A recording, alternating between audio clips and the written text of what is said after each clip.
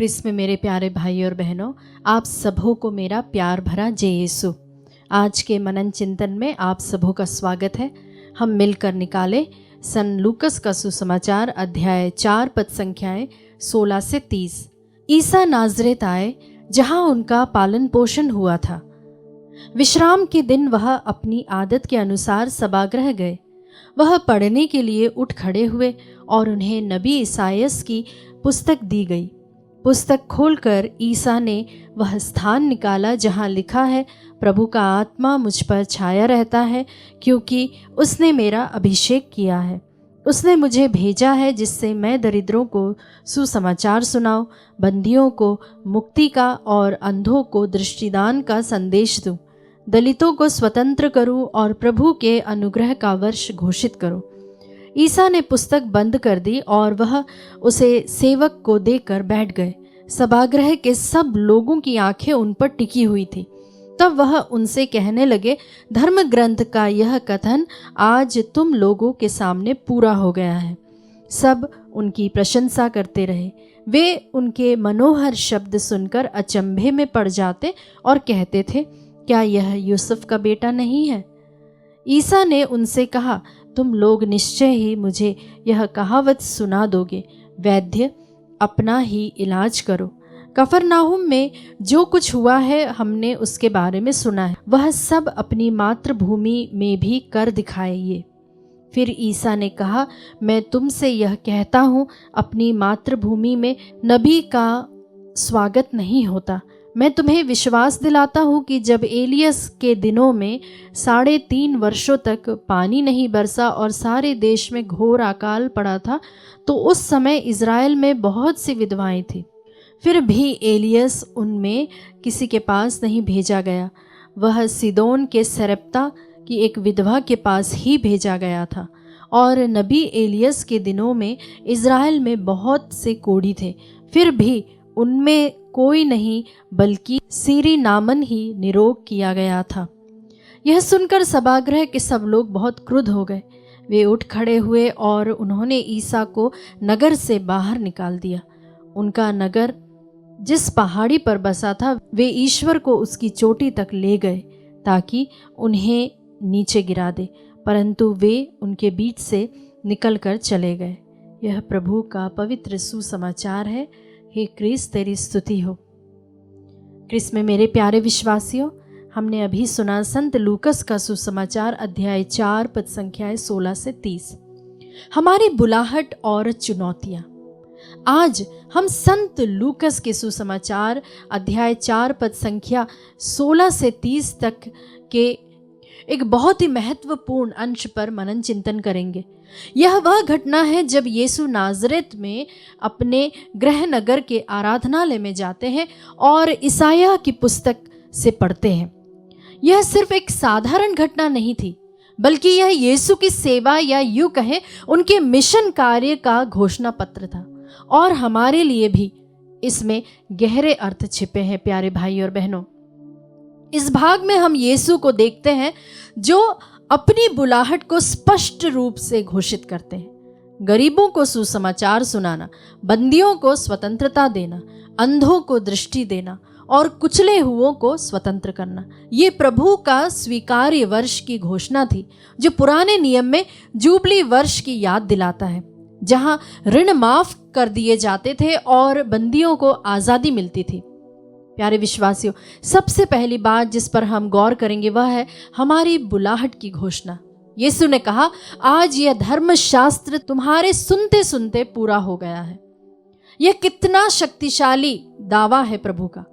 यीशु के वचनों ने एक नई आशा और एक नए युग की शुरुआत की।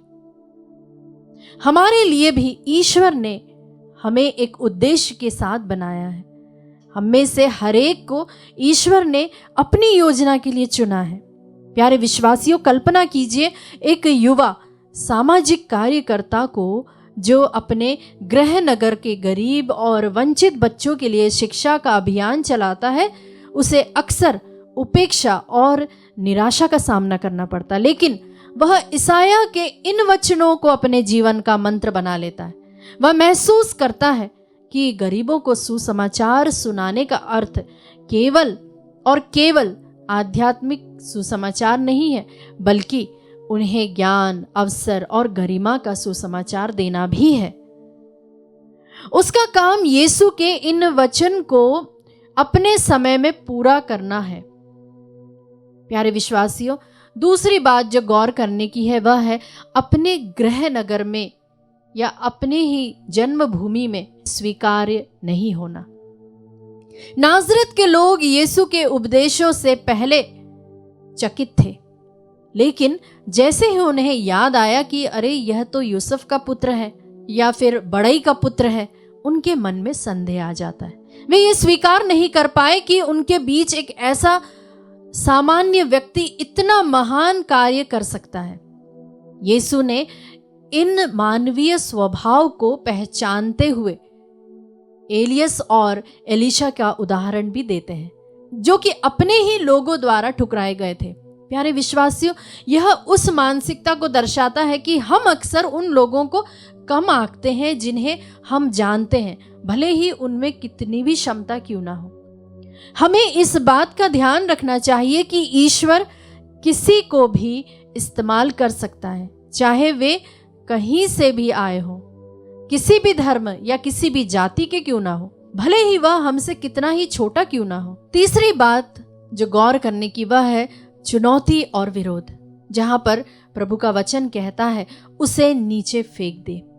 जब यीशु ने यहूदियों से परे गैर यहूदियों के लिए ईश्वर के अनुग्रह की बात की, जैसे कि सरेप्ता की विधवा और नामान का उदाहरण देते हैं, तो आराधनालय में सब क्रोध से भर जाते हैं। उन्होंने उसे मार डालने की कोशिश की। यीशु की सच्चाई ने उनके आरामदायक रूढ़िवादी विचारों को चुनौती दे दिया और उन्होंने इसे स्वीकार नहीं किया। उदाहरण के लिए एक साहसी पत्रकार जो अपने शहर में भ्रष्टाचार का खुलासा करता है, वह सच्चाई को सामने लाने की कोशिश करता है, लेकिन सत्ता में बैठे लोग और उनसे जुड़े लोग उसे चुप कराने की कोशिश करते हैं। उसे धमकियां मिलती है, उस पर आरोप लगाए जाते हैं और उसे समाज से बहिष्कृत करने का प्रयास किया जाता है। पत्रकार जानता है कि सच्चाई हमेशा स्वीकार्य नहीं होता, खासकर उन लोगों के लिए जिनके स्वार्थ दांव पर लग जाते हैं। लेकिन यीशु की तरह उसे भी अपनी बुलाहट को पूरा करने के लिए विरोध का सामना करना पड़ता है। प्यारे विश्वासियों, आज का सुसमाचार हमें कई महत्वपूर्ण बिंदुओं पर गौर करने के लिए आमंत्रित करता है। हमारी बुलाहट को हम पहचाने। ईश्वर ने हमें एक उद्देश्य के साथ बनाया है, हमें उस उद्देश्य को खोजना है और उसे पूरा करने के लिए साहस दिखाना है। वही दूसरी ओर है अहंकार और संकीर्णता से बचे। हमें लोगों को उनकी पृष्ठभूमि या हम उन्हें कितना जानते हैं इसके आधार पर आंकना नहीं चाहिए। ईश्वर किसी को भी महान कार्य करने के लिए चुन सकता है। तीसरी बात है विरोध के लिए हम तैयार रहे। जब हम सच्चाई के लिए खड़े होते हैं और ईश्वर की इच्छा को पूरा करने की कोशिश करते हैं तो हमें अक्सर विरोध का सामना करना पड़ता है, लेकिन हमें हिम्मत नहीं हारनी चाहिए। प्यारे विश्वासी, और चौथी बात है जो कि बहुत ही महत्वपूर्ण बात है, वह है यीशु की तरह हम बने। यीशु ने अपनी बुलाहट को पूरा करने के लिए अपने जीवन को जोखिम में डाला। हमें भी दूसरों की सेवा करने और परमेश्वर के राज्य को आगे बढ़ाने के लिए बलिदान देने के लिए तैयार रहना होगा। आइए हम सब यीशु के इस महान कथन को अपने जीवन में उतारें। आज यह वचन पूरा हुआ। क्या हम भी अपने जीवन में ईश्वर के वचनों को पूरा करने के लिए तैयार हैं, चाहे कितनी भी चुनौतियां क्यों ना आए? प्यारे मित्रों, इस वक्त यूक्रिस्ट में उपस्थित प्यारे प्रभु यीशु से हम प्रार्थना करें और कहें, हे प्यारे यीशु, मुझे वह नम्रता दीजिए कि मैं तेरी सच्चाई को स्वीकार कर सकूं, भले ही वह मेरे विचारों और जीवन शैली को चुनौती दे। मुझे साहस दे कि मैं तेरे वचन को ना सिर्फ सुनूं बल्कि उसे अपने जीवन में भी पूरा कर सकूं, उसे जी सकूं। आमीन।